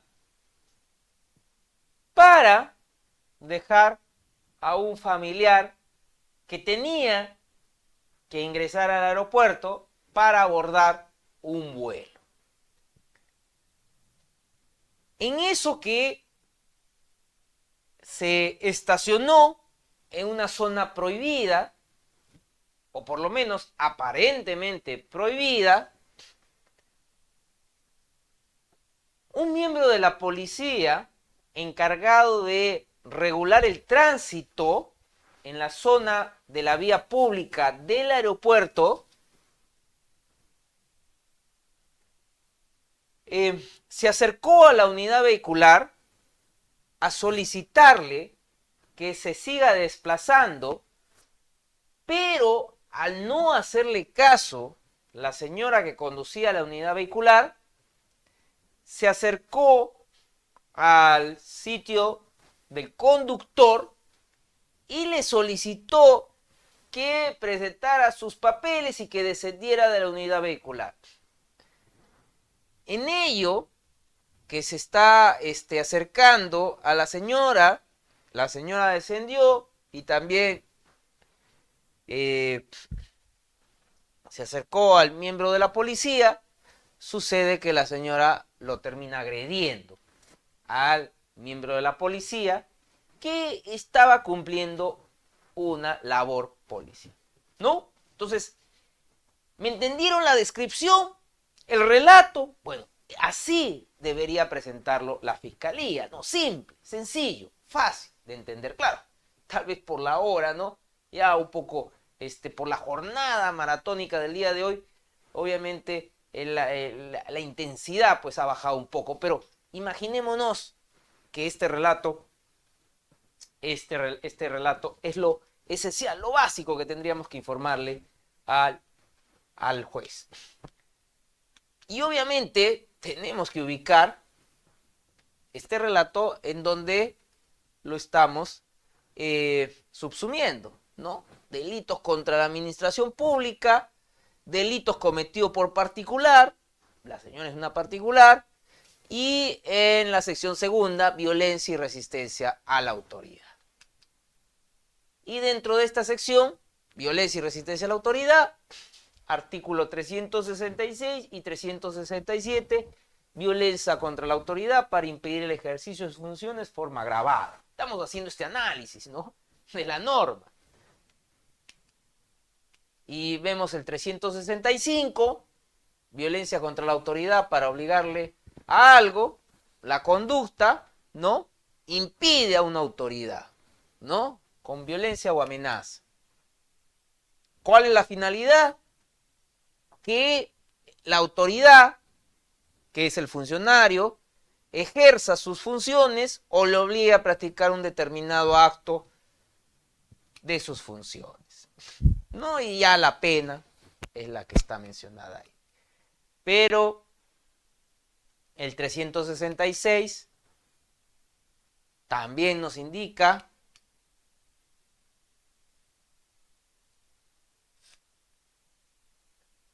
y la forma agravada, si es un miembro de la Policía Nacional. Acá es lo que quiero ir. Entonces acá comenzamos la construcción, ¿no? Con violencia o amenaza. ¿Qué es lo que vieron ustedes? Pues, hubo violencia, ¿no? Ese acto fue un acto que generó alguna afectación física. ¿A quién? A un miembro de la policía. ¿Qué estaba haciendo el miembro de la policía? Sus funciones. O sea, ese policía que está en el aeropuerto regulando la circulación vehicular estaba cumpliendo una función. Es decir, era un policía en el ejercicio de sus funciones. ¿Y qué pasó? ¿Qué es lo que realizó la señora? ¿Lo obligó a practicar un acto? No. ¿Lo estorbó en el ejercicio de la función? Aparentemente. ¿Le impidió el ejercicio de su función o lo trabó en la ejecución de esta labor? ¿Qué es lo que tenía que hacer el miembro de la policía? Bueno, que circule. Y si no circulaba y estaba infraccionando una regla de tránsito, imponerle una infracción de tránsito. Esa es la función de un policía que regula el tránsito vehicular. Entonces, el acto que realizó esta señora tiene incidencia en el ejercicio de su función. Entonces, describimos el hecho, pero esto es lo que, si estamos desde el lado de la fiscalía, va a tener que probar. Es decir, que hubo este acto violento contra un policía que realizaba sus funciones, que con este acto buscó impedir que cumpla, por ejemplo, la imposición de la papeleta de tránsito, porque la señora vino, hizo así, tuvo esta reacción, y el miembro de la policía en ese momento no pudo imponer su autoridad. Vamos a ponerle que esto ocurrió. Pero este es el análisis que seguramente todos lo conocemos muy, muy bien y a detalle. Entonces, la propuesta 1 es quien no tenía una teoría de caso, pero desde la defensa, porque yo lo que les he mostrado es lo que la fiscalía seguramente ha planteado. Ha planteado a través del relato, a través del análisis jurídico y seguramente con la actividad de prueba, la declaración del miembro de la policía, la cámara ahí en el aeropuerto, el certificado médico legal que acredita si es que ha sufrido algún tipo de lesión el miembro de la policía. Es decir, desde el lado de la fiscalía ya está presentada la teoría del caso. Así es como la hemos construido, ¿no? Pero la idea no es presentar la teoría del caso desde el lado de la fiscalía, sino desde el lado de la defensa. Entonces, la propuesta 1 es la teoría del caso, o más bien la presentación de la defensa sin teoría del caso. ¿Cuál sería? Esta. Bueno, no tenía otra postulación que simplemente aceptar lo que la fiscalía planteó. Y así ocurrió, porque este caso es real. Este caso ocurrió en el año 2015, en el expediente 4134-2015, resolución número 4, ante el segundo juzgado de investigación preparatoria del Callao, por el cual se apruebe el acuerdo de determinación anticipada entre el Ministerio Público y la imputada, y por lo tanto se le condenó a ella por el delito de violencia contra un funcionario público en forma agravada y se le impuso 6 años y 8 meses de pena privativa de la libertad. O sea, porque esa señora hizo esto, se le condenó por 6 años y 8 meses en terminación anticipada. Es decir, su abogado y el Ministerio Público se pusieron de acuerdo dentro del marco de la ley, obvio, para que esa señora esté privada de su libertad. 6 años. 6 años por haber hecho esto. Bueno, es lo que establecía la norma penal antes de que saliera un acuerdo plenario, que ya ustedes seguramente me dirían, ¿no? Pero a ese momento, cuando se modificó el tipo penal, 6 años. Bueno, ¿para qué decirles quién fue el abogado? Revisen ustedes. Yo lo veo ahí a veces en la televisión, dando lecciones de derecho a veces, ¿no? En las entrevistas. 6 años y 8 meses. Y uno dice, caramba, habría habido tal vez otro planteamiento. Claro, porque la estrategia tal vez fue, a ver, una salida oportuna, una salida temprana al proceso y aceptemos lo que la fiscalía postula. Pero 6 años y 8 meses, como que parece que entre lo que tiene que ser justo e injusto, no es lo más justo. Y es desproporcionado aparentemente, ¿no? Bueno, decirles que esta señora luego fue indultada por el gobierno en aquel entonces porque se gestó una corriente de opinión de que es un exceso. Tanto fue un exceso que luego los jueces de la Corte Suprema se reúnen y hacen un acuerdo plenario en relación a la gravedad de la pena para esta clase de delitos, ¿no? Y ahí realizan cómo el juez tiene que hacer esta interpretación para que no se considere una desproporcionalidad en relación a la gravedad de la pena. Entonces, vamos viendo que probablemente acá no había una teoría del caso, acá no había otra alternativa a lo que la fiscalía ofrecía, proponía, postulaba. Y como no había una teoría del caso, lamentablemente la aceptó la de la fiscalía y eso es lo que finalmente la defensa consideró. Pero queda claro que el abogado le duró esa audiencia y no más fue contratado. Queda claro, ¿no? Bueno, a ver, vamos a ver cómo sería en todo caso con una teoría del caso. A ver, en este ejercicio académico en donde simulamos, ¿no? Otra posición distinta a lo que ocurrió en la realidad, ¿no? Porque eso es lo que se puede aprovechar en una sesión académica como esta, es brindar alternativas, ¿no? Hacemos el análisis de un caso Es un caso que en su momento generó la atención pública, pero que ahora, distante al tiempo, podemos hacer esa crítica y en base a esta crítica ofrecer cuál hubiera sido otra alternativa, otra posibilidad. ¿De acuerdo? Que creo que eso es lo que tal vez nos puede ayudar un poco para entender cómo construir nuestro caso, no solamente desde la fiscalía, que ya lo hemos visto, ya les hemos dado las herramientas esenciales, ya depende de ustedes que esto lo vayan pues adaptando, adecuando a sus necesidades y que generen esa experticia a partir de la práctica. Y desde el lado de la defensa, de la misma manera. Entonces, vamos con la propuesta fáctica. ¿Recuerdan ustedes qué les había indicado? ¿Qué es lo que la fiscalía propone como relato? Si es un relato distinto a la fiscalía, ¿qué es lo que propone? ¿Qué es lo que los jueces quieren escuchar?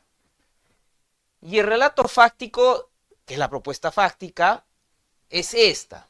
¿Qué afirma? Que hubo una reacción violenta. Obviamente, la defensa no está negando el hecho. O sea, hay un hecho, existió el hecho. Porque hay las cámaras, hay los testigos. La señora tuvo una reacción violenta hacia el miembro de la policía. Vamos a ver, ¿ok? Vamos a seguir desarrollando. Dice, porque creyó, ¿no? La señora creyó que era una agresión real que la llevó al error por la psicosis de inseguridad colectiva que se vive en Lima. Lo repito, para que lo puedan entender, qué es lo que la defensa en este ejercicio simulado propone como relato. Reacción violenta porque la acusada creyó que era una agresión real que la llevó al error por la psicosis de inseguridad colectiva que se vive en Lima.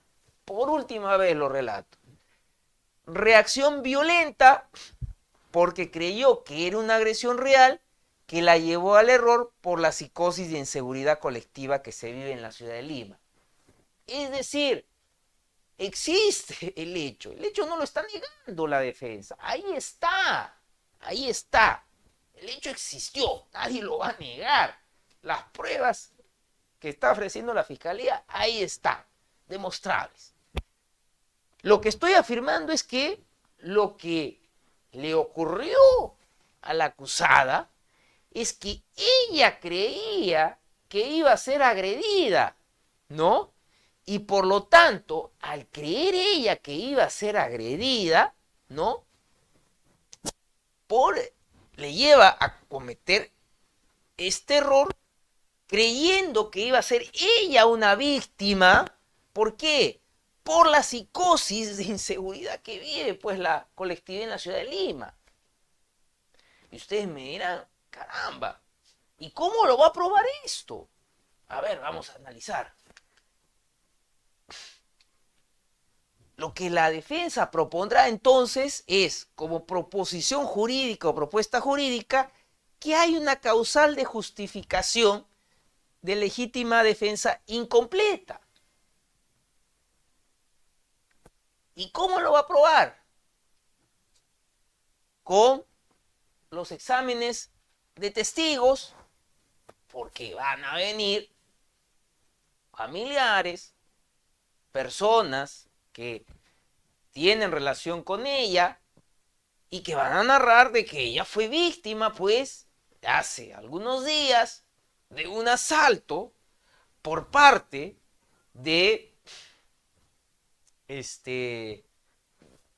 personas que no lograron identificarlas o que fue víctima hace 3 días, además del exceso de un miembro de la policía que, abusando de sus atribuciones, cometió un acto en el cual ella sufrió pues esta agresión que obligó a que reciba tratamiento psicológico posterior a esas dos incidencias, el asalto y el abuso policial. Estaba en tratamiento psicológico, asistiendo a terapias, y que luego de ocurrido el hecho por el cual ha sido llevada a juzgamiento, la evaluaron psicólogos y determinaron que hubo una sensación en ese momento de defenderse ante lo que ella percibía que iba nuevamente a ocurrir. Es decir, esa reacción desproporcionada por parte de quien asumía que era la policía y que por lo tanto lo que ella realizó fue una legítima defensa. Porque además se van a leer pues en el juzgamiento que todo esto está debidamente documentado en las denuncias que ella presentó en la comisaría A, en la dependencia policial B, en donde está pues que fue víctima de un asalto, fue víctima del abuso policial. Es decir, lo que va a buscar la defensa es pues no se le imponga 6 años, sino una pena suspendida, por lo menos para lo que era vigente en aquel momento, ¿no? Una atenuación. Es decir, le damos una lectura distinta al hecho que plantea la Fiscalía, basado en una causal de justificación y con elementos de prueba que le pueden dar otra alternativa al caso que se está presentando ante un juez, es decir, una antítesis a la postulación de la Fiscalía para que el juez tenga, como les había señalado en el primer cuadro, los dos lados de las dos caras de una moneda y que el juez termine valorando cuál de estas dos historias que se están relatando es la que finalmente le va a permitir determinar la verdad, ¿no? Entonces, tal vez presentándole esta teoría del caso desde el lado de la defensa, le hubiera ayudado a que le dieran una pena, obviamente mucho menor, obviamente una pena suspendida. Y no esa pena que en aquel momento se consideró muy desproporcionada, que como ya les había indicado, finalmente conllevó incluso a que el presidente en aquel entonces firmara el indulto de quien fuera condenada por ese hecho que hemos visto. Bien, creo que hemos llegado, estamos con algunos minutos como para recibir las preguntas que ustedes estimen convenientes. Quedo atento a la organización en relación a si es que hay alguna intervención o comentario y en buena cuenta lo que estiman convenientes. Gracias, Sharon, veo las manitos aplaudiendo. Gracias. Bien, doctor José Domingo. Sí, hay un par de preguntas que nos están formulando, que nos vienen realizando por el WhatsApp y nos dicen lo siguiente.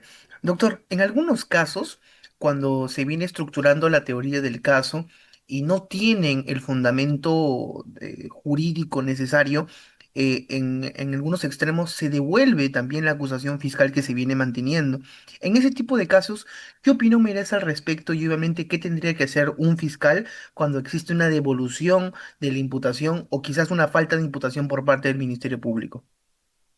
Es una muy buena pregunta porque se ha construido la narrativa, intencionada obviamente, que la devolución es una sanción, la devolución de la acusación. No, la devolución de la acusación no es una sanción. La devolución de la acusación es el ejercicio que hace el juez de la etapa intermedia para garantizar el debido proceso. El control de una acusación tiene dos fases. La fase formal, el control formal y el control sustancial.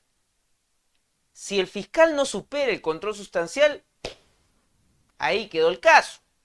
Ahí sí podríamos decir que habría una sanción para la fiscalía desde el punto de vista de la expectativa que él tenía. Si formuló una acusación era porque para el fiscal había una certeza de culpabilidad y por lo tanto debía haber un juicio para que en un juzgamiento se determine la responsabilidad penal.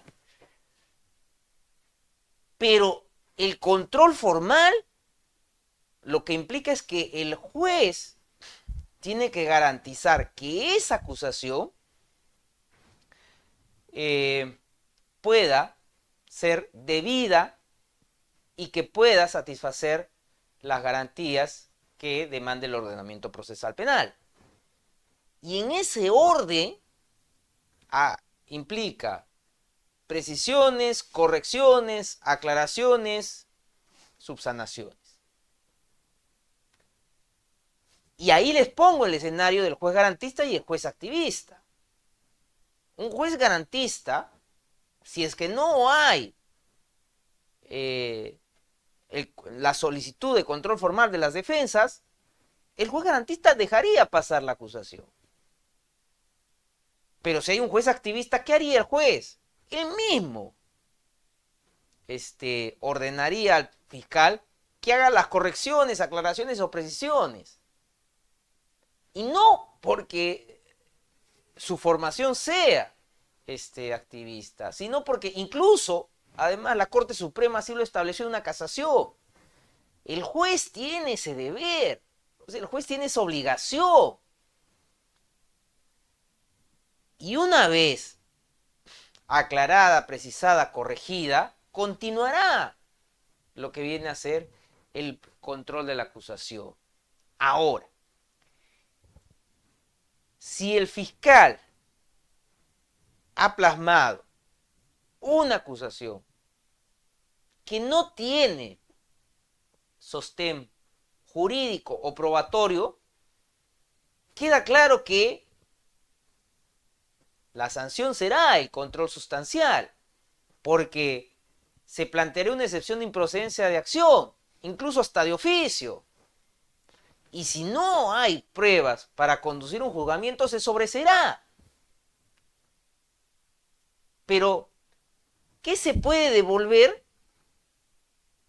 Nuevamente, a la pregunta, ¿qué se podría devolver si es que adolece de lo que en el control sustancial tendría que sancionarse? No sé si me dejo entender.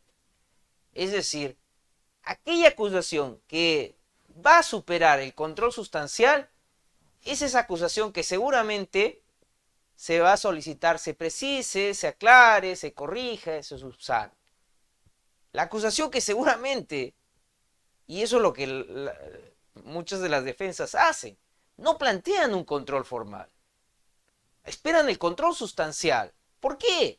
Porque el hecho pues no se subsume en la norma penal. No hay prueba para llevar a juicio oral. De que a una defensa que sabe que su caso tiene que ser archivado, sobreseído en etapa intermedia, no pretende que se le corrija la acusación. Por el contrario, las defensas que saben de que hay un caso para ser juzgado, lo que van a hacer es que la acusación pues precise, aclare, ¿para qué? Para que en juicio oral puedan tener el escenario más acabado o más precisado de qué es lo que se va a afrontar en un juicio.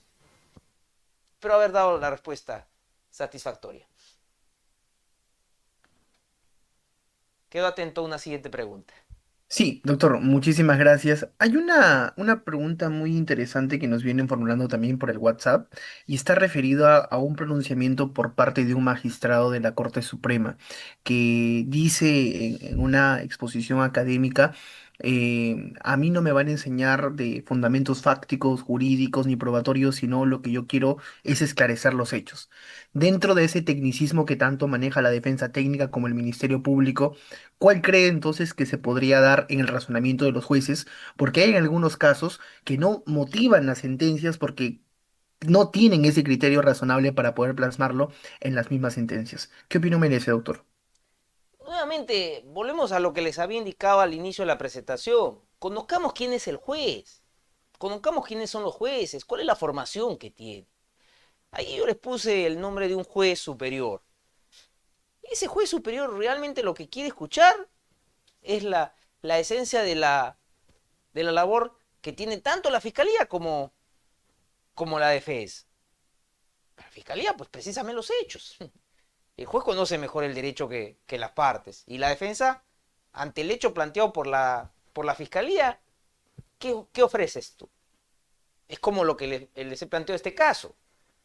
El hecho de la agresión de la señora al policía existió. Y eso es lo que la fiscalía dice. ¿Y qué dice la defensa? Eso lo hizo por una legítima defensa incompleta. Ya pensó que la iban a agredir y antes de que la agredieran ella se defendió. Entonces ya están ahí. Están ahí los dos escenarios. Ahora probarlos. Es lo que quiere escuchar el juez. No que vengan y comiencen a llorar, a tal vez a teatralizar, a tirar el expediente, como ha ocurrido, ¿no? Ahí yo les invito a que revisen ustedes YouTube. Ahí es lo que dice este juez superior, ¿no? Que dicen, no tengamos esa falsa idea de que al juez se le va a convencer si es que hay emociones. Al juez se le va a convencer a través de... El juez tiene que llegar a la verdad y a su convencimiento a partir de la actuación de la prueba que se va a realizar. Y hay jueces en los que van a decir, pues la teoría del caso es una introducción anglosajona a nuestro derecho. Pero si leemos, por ejemplo, cómo se construye la acusación, prácticamente tiene todos los elementos de una teoría del caso. Y frente a la acusación, pues tiene que haber una respuesta a la acusación, que es la defensa.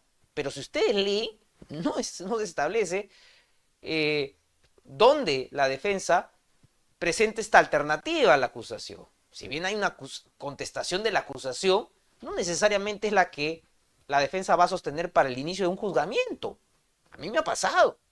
A lo que me plantean en una etapa intermedia no es lo que plantean en el juzgamiento. El juzgamiento probablemente, al ver que la condena es inminente, terminan declinando el desconocimiento a los hechos y aceptan una conclusión anticipada. O no acepto una conclusión del hecho, pero sí, perdón, del hecho, pero no de la pena. O probablemente busco alguna causal de justificación, es decir, a lo que quiero referir. Los criterios que van a tener los jueces son diversos. Y hay que comenzar a conocerlos.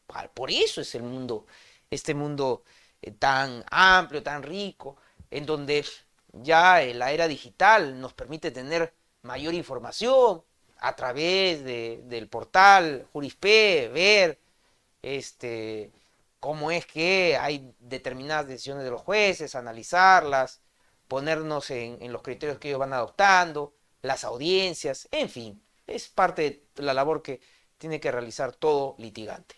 Gracias. Bien, doctor. Acá nos dicen, doctor, ¿y si el fiscal no subsana el control formal de oficio que hizo el juez, qué decide el juez? Es que nuevamente, la sanción de un control formal no es el archivo. Nuevamente, el control formal no tiene como finalidad el archivo. Quienes han instalado esta narrativa es porque saben de que hay un caso y como saben un caso comienzan a generar el desprestigio de la norma penal, procesal penal. Porque si no hay un caso, ¿cuándo es que se cae un caso? con una excepción de improcedencia de acción o el sobreseimiento. A ver, para las personas que comprenden la norma procesal penal y no se dejan llevar por la construcción narrativa para favorecer determinados intereses. Si un abogado, dentro de su estrategia, considera que no hay caso de la fiscalía, ¿plantea un control formal o plantea el control sustancial a través de una excepción de improcedencia de acción o a través de un sobreseimiento? Queda claro que si el abogado está seguro que el hecho no es delito, plantea la excepción de improcedencia de acción y basta. Pero si no tengo la seguridad, ¿qué hago? Alargo, dilato. Y comienzo quiero que me aclares, quiero que me precises, quiero que me subsanes. Y en un proceso en donde se tiene que garantizar el ejercicio de la defensa, lo que hace un juez y un fiscal es precisamente atender esos pedidos. Entonces, nuevamente, hay pues la instalación del discurso en donde, en lugar de decir con una excepción de improcedencia de acción o un sobreseimiento, se acaba un caso que no es delito o que no hay pruebas, se comienza a utilizar la devolución de la acusación como una herramienta para cuestionar la labor de la fiscalía. Ahí es donde radica, lamentablemente, la deformación de la opinión pública. Porque si tenemos, como se dice, una pluralidad de abogados que repiten y repiten lo mismo, lamentablemente los receptores, que somos nosotros, terminamos aceptando un hecho que no es cierto como que si fuera real. El famoso miente, miente que algo queda. Miente, miente que la devolución de la acusación es mala. Y queda, y quedó. Oiga, le devolvieron la acusación, ¡qué mal! Y no es que sea mal, sino que es una garantía que dio el legislador para que la defensa pueda ejercer un mejor ejercicio de su labor.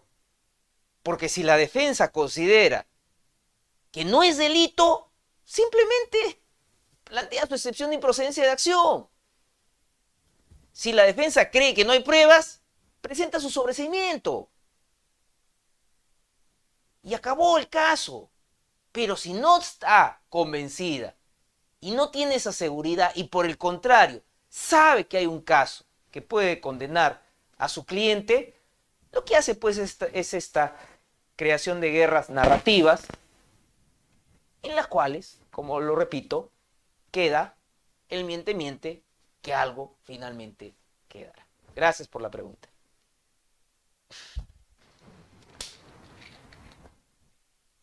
Bien, doctor, acá tenemos la última pregunta por WhatsApp y nos dicen, doctor, ¿qué libros usted nos podría recomendar para poder incentivar la lectura y obviamente armar una correcta teoría del caso?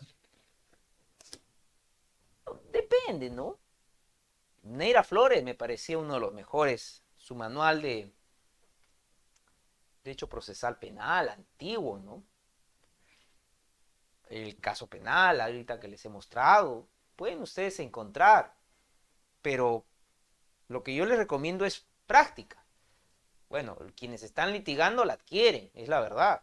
O sea, la primera audiencia seguramente va a ser una exposición casi universitaria, ¿no? En donde los jueces le van a llamar la atención. No me ponga lemas. Esto no es un salón de simulación de juicio oral. No me ponga lemas. De frente. ¿Cuál es el hecho? De lo que Ahora, si un abogado o un fiscal va y le dice a un juez que tiene una agenda recargada, el lema de mi caso es, el juez lo que va a hacer inmediatamente es levantar la mirada y ver, es novato, de frente, ¿qué es lo que está planteando? Ya no voy a negar el hecho sí existió. Mi clienta lo agredió al policía, pero ¿por qué lo hizo? A eso voy, a eso es lo que voy a probar. Ahí está. Gracias. Bien, doctor, tenemos aún una mano levantada del colega Jan, por favor, para que pueda formular una pregunta. Colega, para que pueda activar su micrófono y pueda manifestar una pregunta al doctor Domingo. Buenas noches a todos. Doctor Domingo, primero felicitarle por la excelente exposición que ha dado hoy día y la gran labor que realiza cada día. Quisiera preguntarle mm, una pregunta, disculpando la redundancia. ¿Se puede ofrecer pruebas exhibicionales en el proceso penal? Esa era mi duda. Bueno, gracias, gracias por las palabras. Bueno, la última etapa, ¿no? Del proceso que es el ofrecimiento de la prueba complementaria, ¿no? Pero más allá de lo que ha regulado el Código Procesal Penal, hay una casación que la Corte Suprema ha establecido como condiciones de excepcionalidad, en donde las partes tienen que cumplir. eh, si es que, por ejemplo, fue un conocimiento sobrevenido o una circunstancia de excepcionalidad que en su momento no se pudo este, ofrecer, y es poco probable que los jueces acepten. Por lo menos en mi experiencia, yo le diría que el porcentaje es mínimo, que los jueces acepten prueba complementaria. Pero eso luego de se acabó el examen de testigos, peritos, documentos, exámenes de acusados. Ahí es el estadio en el cual los jueces eh, abren la posibilidad que las defensas puedan ofrecer alguna prueba excepcional. Gracias a la pregunta.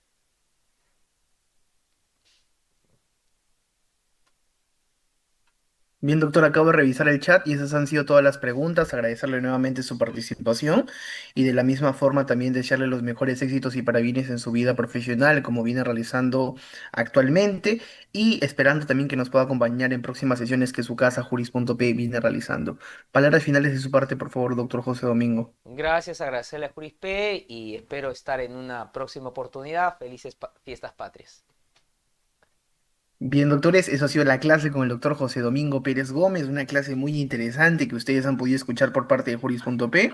Valoramos también el desempeño que siempre tiene el doctor José Domingo con la información que viene resaltando y de la misma forma, como siempre lo menciono, información de calidad, que es lo que necesitan cada una de las sesiones de Juris.